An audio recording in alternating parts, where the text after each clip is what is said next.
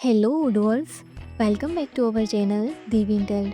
Today we will see how to cancel account only by unauthorized user. So let's see about that, how to work it. You can see here module Dev account cancel right. First install this module, so click on this activate button. Now our module is installable. First go to invoicing, go to customer invoice, create new, and see here it is not display cancel button for this invoice, but I want to display here for this admin.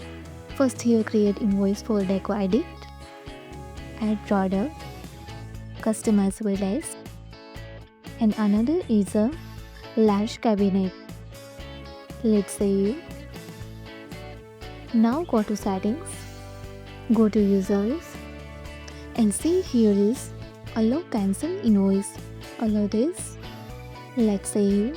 Again go to send created invoice, and you can easily see here now display cancel button after give rights for admin.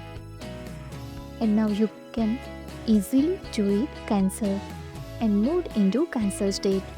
Now go to vendor bill, create new, select vendor, and also display in bills and cancel it. So move into cancel state. So using this our app you can easily move cancel state, only restrict unauthorized user. If you found this helpful, do it like, share and subscribe. Thanks for watching this video.